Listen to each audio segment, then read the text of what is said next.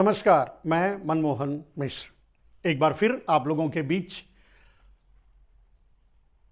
उन्हीं समस्याओं को लेकर जिन पर कई दिनों से चर्चा चल रही है। और वो समस्या है, वो बात है, वो घटना है संसद पर हुआ हमला। लेकिन सबसे बड़ी बात है कि उस हमले के बाद की जो प्रतिक्रियाएं हैं, खास करके हमारे गुजरात लॉबी की, यानी नरेंद्र मोदी की, अमित शाह की या भारतीय जनता पार्टी की, वो काफी चिंताजनक भी हैं, हास्यास्पद भी हैं, गंभीर भी हैं।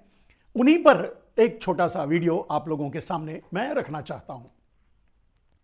दोस्तों, इतनी बड़ी घटना घट गई और विपक्ष अब चाहता है, क्योंकि विपक्ष अगर चाहता है तो जायज है, क्योंकि इतनी बड़ी घटना, इसका प्रारूप या इसका रूप कुछ और भी हो सकता था।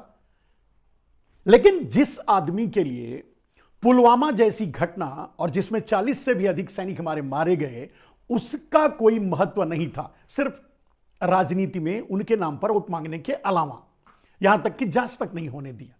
जांच क्यों नहीं होने दिया? क्योंकि खुद संलिप्त थे। अगर संलिप्त नहीं थे तो जांच क्यों नहीं होने देंगे? बाद में आपने देखा कि सतपाल मलिक, जो उस समय के वहां शायद राजपाल थे, तो उन्होंने सीधा सीधा नरेंद्र मोदी पर आरोप लगाया और यह शंका जाहिर की कि इस पूरी घटना में नरेंद्र मोदी जिम्मेदार हैं या नरेंद्र मोदी शामिल हैं। यह तो उनकी बात है। जिस दिन घटना घटी है उस दिन से मैं यही बात कह रहा हूं कि यह घटना सिर्फ 2019 का चुनाव जीतने के लिए करवाई गई थी। खैर, वो एक घटना थी और जिसके लिए उस घटना का कोई महत्व नहीं था, उसके लिए आज संसद पर हुए हमले का क्या महत्व रहेगा? लेकिन विपक्ष तो मांग करेगा, सांसद मांग करेंगे। तो सांसद ये मांग कर रहे हैं या कर रहे थे कि इस पर चर्चा की जाए और इस बारे में गृह मंत्री या प्रधानमंत्री आकर के बयान दें, ऐसा क्यों हुआ। अब सवाल यह है कि जिम्मेदारी न लेने वाले, किसी भी जिम्मेदारी से बचने वाले, मुंह छुपाने वाले, संसद से भागने वाले नरेंद्र मोदी और अमित शाह कहां जवाब देंगे? क्यों जवाब देंगे? उनकी डाबर मीडिया उनके ही पक्ष में बात करेगी। लेकिन कुछ जो घटनाएं घटी हैं, बहुत कुछ हुआ है उसके बाद, इस घटना के बाद, संसद में हुए एक कलर स्मोक हमले के बाद जो घटनाएं हुई हैं, वो काफी हास्यास्पद हैं और काफी विचारणीय हैं। ये घटनाएं ये साबित करती हैं कि नरेंद्र मोदी क्या है। खैर, अब ये कहा जा सकता है कि ये सरकार माफियाओं की है। माफियाओं की इसलिए मैं कह रहा हूं क्योंकि ये किसी की सुनते ही नहीं है, अपनी चलाते हैं। गुंडागर्दी चलती है इनकी। जांच नहीं होगी तो नहीं होगी, चर्चा नहीं होने देंगे तो नहीं होने देंगे। सुरक्षा में सेंध लग रही है, सुरक्षा खतरे में है तो होने दो। आपको यहां तक भी पता होगा कि मेरे ख्याल से संसदीय कार्यवाही का कोई उपाध्यक्ष भी नियुक्त किया जाता है, जो विपक्ष को दिया जाता है। उसका गठन ही नहीं हुआ। सुरक्षा को लेकर के 2-5 साल से कोई चर्चा ही नहीं हुई, कोई बात ही नहीं हुई और यह घटना घटी। तो जिम्मेदारी सीधे प्रधानमंत्री और गृह मंत्री पर तो आती है, लेकिन वो कहां जिम्मेदारी लेते हैं? गरीबी की जिम्मेदारी वो नहीं लेते। मतलब गरीबी पर वो बोलना नहीं चाहते, महंगाई पर वो बोलना नहीं चाहते, जिम्मेदारी भी नहीं लेते। बेरोजगारी पर वो बोलना नहीं चाहते, मतलब जिम्मेदारी भी नहीं लेते। 80 करोड़ लोगों के हाथों में कटोरा थमाकर भीख की लाइन में खड़ा कर दिया, उसकी भी जिम्मेदारी नहीं लेते, बोलना भी नहीं चाहते। अगर वो कहीं बोलते भी हैं, ये लोग यानी गुजरात लॉबी, यानी गुजराती माफिया, यानी जो माफिया इस समय सरकार को चला रहे हैं, या जो अराजकता संसद में देखने को मिल रही है, तो अब सवाल उठता है मेरे दोस्त, अगर वो किसी चीज की जिम्मेदारी नहीं लेते, जवाबदेही नहीं लेते, बोलने के लिए तैयार नहीं है, आपने देखा मणिपुर पर बोलने के लिए तैयार नहीं है, किसी भी घटना पर बोलने के लिए अगर तैयार नहीं होते, बड़े से बड़े फ्रॉड हो रहे हैं, अडानी का इतना बड़ा केस हो गया, संसद न जाने कितने दिनों ठप रहा, लेकिन उस पर भी चर्चा के लिए तैयार नहीं हुए, अंत तक नहीं माने तो नहीं माने। वहां यही यहां भी है। लेकिन मजाक और कहते हैं कि मतलब मूर्खों की सरकार, यानी माफियाओं की सरकार तो मूर्खों की ही होगी ना। तो माफियाओं की सरकार, मूर्खों की सरकार कैसे निर्णय लेती है, वो अपने आप में एक मजाक होता है। मैंने सुना है सोशल मीडिया से ही कि संसद में जो 15 सांसद 14 सांसद जो 14 सांसद यह आवाज उठा रहे थे कि इस घटना पर चर्चा की जाए क्योंकि हमारी जान खतरे में है। गृह मंत्री और प्रधानमंत्री कहां आते हैं, वो तो एक आध बार 2, 5, 10 मिनट, आधे घंटे घंटे आकर के ब्या बूबा मतलब अपने मन की बात बोल करके चले जाएंगे। बाकी लोगों की जान खतरे में है ना, जो हमेशा आते हैं, बैठते हैं, डिबेट में भाग लेते हैं वगैरह। उसकी चर्चा करवाने के लिए तैयार नहीं। 14 सांसदों ने इसका विरोध किया तो उन्हें निलंबित कर दिया गया। और निलंबित करने के प्रक्रिया में भी एक बड़ा मजाक यह हुआ कि एक ऐसे शायद डीएमके के सांसद हैं मिस्टर पार्थिबन, उनको भी सस्पेंड कर दिया गया जबकि वो संसद में थे ही नहीं। यानी इसीलिए मैंने कहा यह माफियाओं की सरकार है, यानी विवेक से निर्णय ही नहीं लेती। इसीलिए मैंने यह भी कहा कि मूर्खों की सरकार है, यानी उसे पता ही नहीं कौन संसद में है कौन नहीं, किसके खिलाफ कार्रवाई करनी है। अब अगर सभापति को यही नहीं मालूम कि हम किसके खिलाफ कार्रवाई कर रहे हैं, अक्सर आपने देखा होगा कि पुलिसिया कार्रवाई में कोई मर चुका है उसके ऊपर भी एफआईआर लिख दिया जाता है, कोई नहीं होता है उसके ऊपर भी। अब ये एक पुलिस या एक साधारण कांस्टेबल या साधारण सिपाही से भी कमतर शिक्षा उनकी है, या मैं समझता हूं कि उतने भी शिक्षित, उतने भी एजुकेटेड नहीं है अगर इस तरह की घटना को अंजाम देते हैं। 14 की जगह 15 को सस्पेंड कर देते हैं। 15वां वो होता है जो संसद में हाजिर ही नहीं है।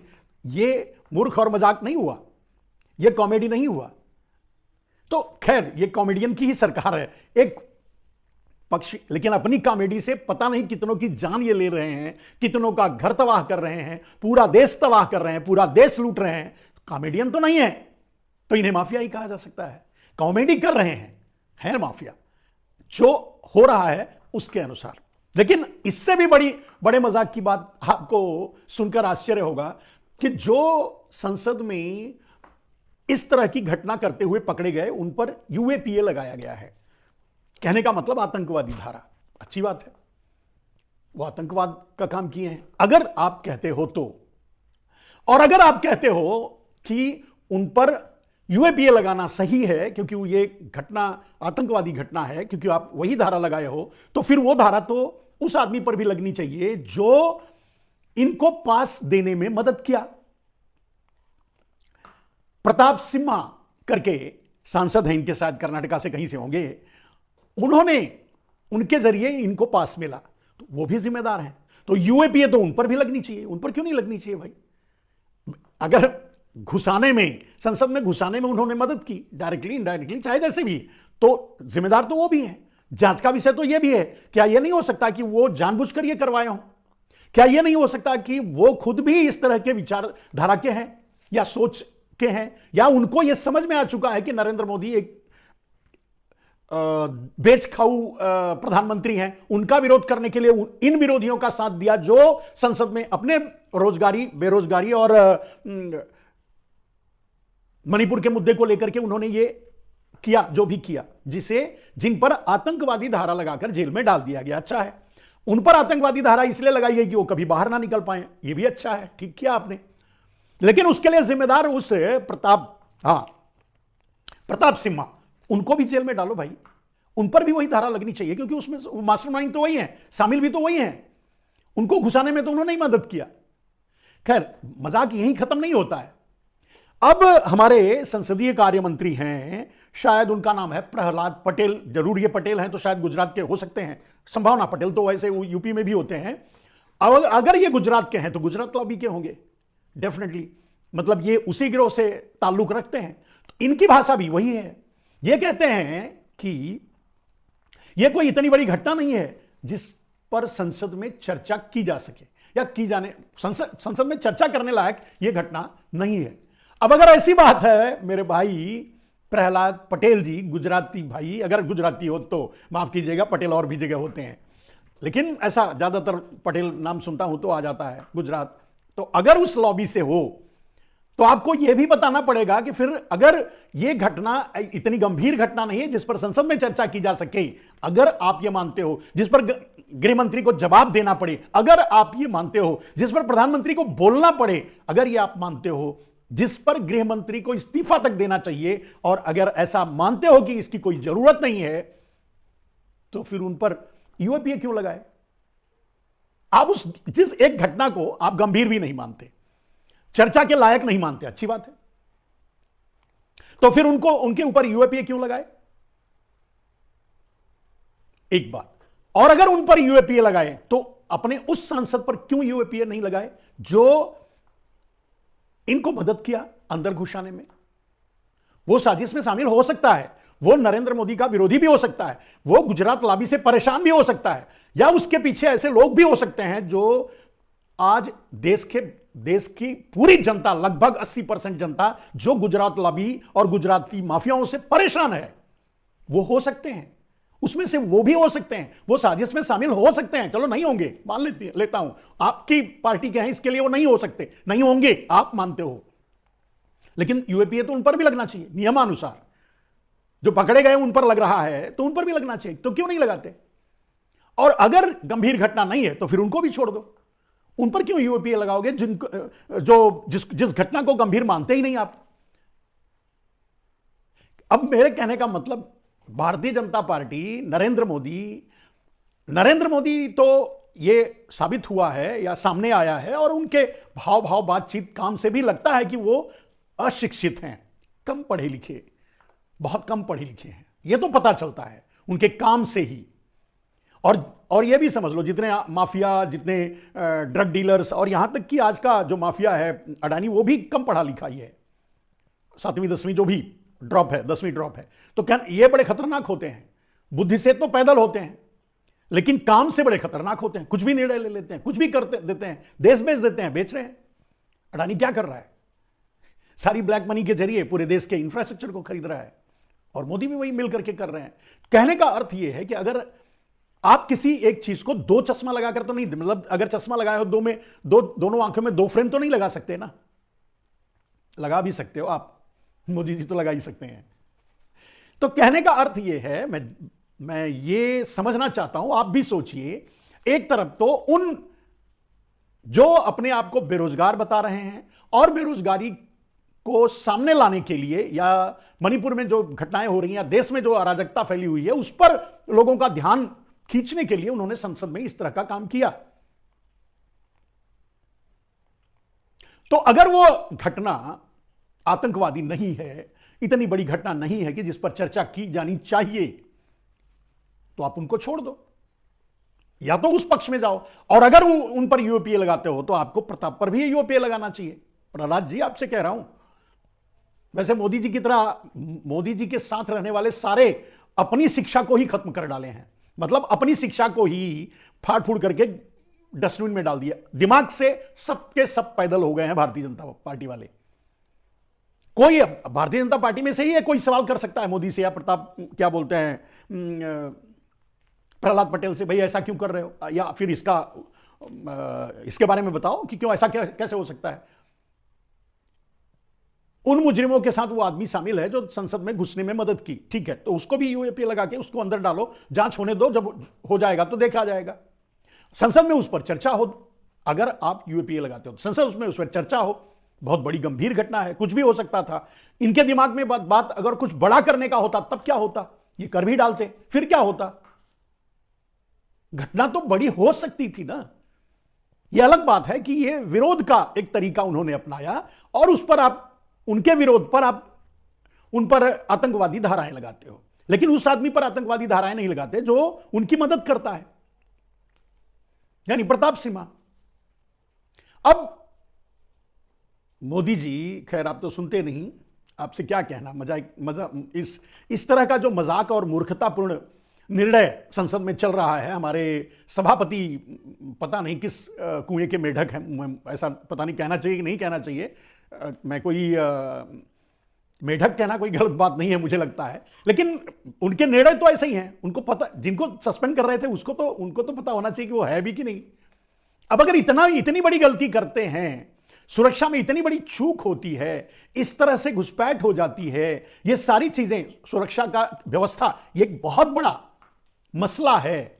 आपकी फेलियरिटी, मोदी जी आपसे कह रहा हूं और आपके लेफ्ट राइट अमित शाह से, कि आपकी फेलियरिटी है, आपको तो इस्तीफा दे देना चाहिए शर्म से। वैसे ये सब चीजें आप लोगों में कहां होती हैं।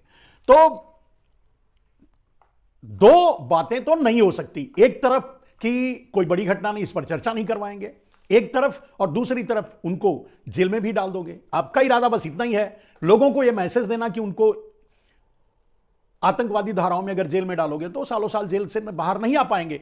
दूसरों को मैसेज दोगे कि इस तरह का विरोध करने का अगर यह तरीका अपनाओगे तो आप जेल जाओगे। ठीक है, अच्छी बात है, यह तरीका गलत था उनका, हो सकता है। तो उन पर जो लगाए धारा वो भी सही आपके हिसाब से अगर है, तो फिर बाकी और चीजें गलत कैसे? संसद में चर्चा की मांग करना विपक्ष का गलत कैसे? वो तो गलत नहीं है, और उसके और मांग करने के एवज में उनको आप सस्पेंड कर दोगे, ये गलत, ये कैसे सही हो गया? खैर, वैसे भी जब जहां अनपढ़ इकट्ठे हो जाते हैं, जो पढ़े लिखे अगर दो चार उसमें होते भी हैं, वो भी उसी कैटेगरी में चले जाते हैं और इस तरह के निर्णय लेते हैं। पता नहीं, मुझे नहीं मालूम सभापति का क्या एजुकेशन, एकेडमिकली वो कितना पढ़े हैं, क्या है एजुकेशन उनका, क्या है। लेकिन अगर ऐसी है घटना हुई है और जो संसद में नहीं उसको सस्पेंड भी करते हैं, अगर इस तरह का काम करते हैं, तो उस कुर्सी पर बैठने लायक नहीं है। और इतनी बड़ी घटना, इतनी बड़ी घुसपैठ हो जाती है, और तो आप भी कुर्सी पर बैठने लायक नहीं हो अमित शाह जी, आपको भी इस्तीफा देना चाहिए। और मोदी जी सारी जिम्मेदारी लेते हुए इस मूर्खतापूर्ण निर्णयों का और इस घटना का, सिक्योरिटी में चूक का, इन सारी जिम्मेदारी लेते हो, आपको भी इस्तीफा देना। खैर, पूरा भारत जल जाएगा तब भी आप इस्तीफा नहीं दोगे, ये अलग बात है, क्योंकि अगर दे दोगे तो लूटोगे कैसे, अडानी को बचाओगे कैसे? तो अब सवाल उठता है मोदी जी कि आपकी कोई जिम्मेदारी नहीं, आपकी, आपके सरकार की, आपके अमित शाह की, आपके मंत्रियों की कोई जिम्मेदारी किसी भी मामले में नहीं है। चाहे वो गरीबी हो, चाहे बेरोजगारी हो, चाहे भूखमरी हो, चाहे महंगाई हो, चाहे किसानों की आत्महत्या हो, चाहे किसानों की समस्या हो, चाहे देश की समस्या हो, चाहे सुरक्षा की समस्या हो, चाहे रेलवे की समस्या हो, रेलवे से लोग मर रहे हैं उसकी हो, किसी भी तरह की समस्याओं की जिम्मेदारी, या मणिपुर की बात कर लो, आपकी नहीं है। तो आप प्रधानमंत्री क्यों हो मोदी जी? यह बहुत बड़ा सवाल है। फिर आप प्रधानमंत्री क्यों हो? सिर्फ अडानी को डिफेंड करने के लिए, अडानी को बचाने के लिए, अडानी अंपायर यानी मोडानी का, यानी आपका और अडानी का जो सारा है गोलमाल, फ्रॉड, देश को जो प्रक्रिया चल रही खरीदने की, देश पर कब्जा करने की बैकडोर से, अगर ये बस इतने के लिए आप प्रधानमंत्री हो, कोई जिम्मेदारी नहीं, अगर आपकी सुरक्षा की भी जिम्मेदारी नहीं, लोगों की समस्याओं की भी जिम्मेदारी नहीं, लोगों की गरीबी से कोई आपका मतलब नहीं, लोगों की बेरोजगारी से आपका कोई मतलब नहीं, जो आप बोले वो सबका सब जुमला हो गया, जो आप बोले वो सबका सब झूठ साबित हुआ, फिर आप प्रधानमंत्री क्यों हो? सबसे बड़ी समस्या, सबसे बड़ा सवाल। और अगर आप नहीं काम कर सकते, आपको नॉलेज नहीं है, आप नहीं योग्य हो, तो नैतिकता के नाते आपको छोड़ देनी चाहिए कुर्सी, किसी और को। भारतीय जनता पार्टी में और भी बहुत से लोग हैं जो सरकार चला सकते हैं, और मैं तो समझता हूं कि ये शिवराज 3 बार आपसे ज्यादा समय तक सरकार चला चुके हैं, वो तो 4 बार हो गए लगता है। तो आपसे ज्यादा अगर वो सरकार चला चुके हैं एक प्रदेश, तो प्रधानमंत्री क्यों नहीं बन सकते? उनको बनाओ, भारतीय जनता पार्टी के लिए कह रहा हूं, योगी आदित्यनाथ को बनाओ। आप क्यों कुंडली मार के बैठे हो भाई? सिर्फ अडानी को बचाने के लिए, सिर्फ अडानी को डिफेंड करने के लिए, सिर्फ देश का ब्लैक मनी अंडरग्राउंड करने के लिए, उस ब्लैक मनी से देश के इंफ्रास्ट्रक्चर को खरीदने के लिए, देश की कंपनियों को गन पॉइंट पर, यानी ईडी और सीबीआई और आईटी की बंदूक रख करके लोगों के कनपटी पर उनके संस्थानों को छीनने के लिए, या सरकारी संस्थानों को अडानी को देने के लिए? किस लिए हो आप प्रधानमंत्री? क्यों बैठे हो? क्या कर रहे हो? अगर इस तरह के मूर्खतापूर्ण निर्णय, मूर्खतापूर्ण बातें सामने आ रही हैं, तो मेरी समझ से हो सकता है मैं ना समझ हूं, मुझे नहीं समझ में आ रहा होगा। आप जानते हो, और कम से कम आप तो अच्छी तरह से जानते हो कि मैं किसी पार्टी से, मेरा कोई मतलब नहीं है आपके अलावा। अगर कभी राजनीतिक रूप से किसी के लिए कुछ किया है तो आपके लिए किया था, अब तो नहीं कर रहा हूं और नहीं करूंगा।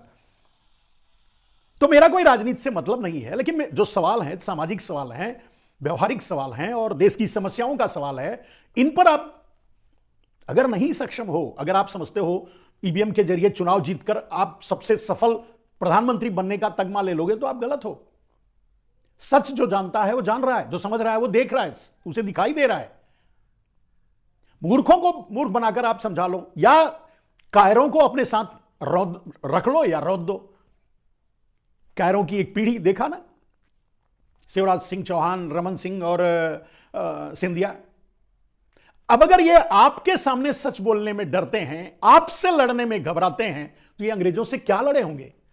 ये मैं मतलब इनके पूर्वज की बात कर रहा हूं। इनके पूर्वज अंग्रेजों से क्या लड़े होंगे? कैसे लोहा लिए होंगे? कैसे देश को आजाद कराने के लिए इनके पूर्वज, आपके लिए भी वही बात है, कैसे आगे आए होंगे? मुझे तो नहीं लगता। जो सच बोलने से डरता हो, जो सवाल खड़ा करना नहीं चाहता हो, जो सवाल नहीं पूछता हो, हर गलत पर हां में हां मिलाता हो, जो कायर हो, वो राजनीति के लिए भी खतरा है, देश के लिए भी खतरा है। ऐसे लोग देश पर बोझ हैं, खतरा भी है और बोझ भी हैं। मैं शिवराज सिंह और इन लोगों की बात कर रहा हूं। नहीं तो बगावत कर देते, नहीं तो आपसे पूछते सवाल। अब नहीं, उनको गद्दी आपने नहीं दी, तब उनको सवाल करना चाहिए। मैं ये बात नहीं कह रहा हूं, मैं ये बात कह रहा हूं जब आप गलत पूरे देश को गलत रास्ते पर ले जा रहे थे, तब ये मौन थे। इनके आज के मौन की बात नहीं कर रहा हूं, ये तो समझ में आ गया। वैसे ये तो सच है मोदी जी, हिजड़े कभी क्रांति में शामिल नहीं होते। हिजड़े क्रांति थोड़ी करते हैं, कर सकते हैं। हाँ, वो थोड़ा जागरूकता जगा सकते हैं, सही या गलत अपने तरीके से नाच गा करके, तालियां बजा करके लोगों में। हो सकता है उस आजादी की लड़ाई में हिजड़ों ने भी सहयोग दिया होगा, लेकिन मुझे तो नहीं लगता कि ऐसे लोगों के पूर्वज या ऐसे लोग जो आज साहस नहीं कर पाते सच को बोलने का, इनके पूर्वज कभी देश की आजादी के लिए लड़े होंगे। ये तो मुझे नहीं समझ में आता, मुझे तो नहीं लगता। फिलहाल जो भी हो रहा है संसद में गलत हो रहा है। अगर आप न जाने पढ़े लिखे हैं नहीं है क्या है, इन सब पर नहीं जाता, लेकिन जो हो रहा है और इतना गलत हो रहा है और इतनी बड़ी बड़ी घटनाएं हो जा रही हैं जिसको इतने आसानी से लिया जा रहा है, मतलब ग्रांटेड, देश, पूरे देश को ही ग्रांटेड आपने ले लिया है कि इनको बेचो, खाओ, मारो, लूटो, पीटो। अंग्रेजों की सोच आपने कायम कर ली है, तो गलत है। फिर से सोचिए, एक ना एक दिन तो सत्ता बदलेगी। जिस दिन सत्ता बदलेगी, जब भी बदलेगी, जिस दिन बदलेगी, आपको उस समय तो जवाब देना पड़ेगा। आज के लिए बस इतना ही। नमस्कार।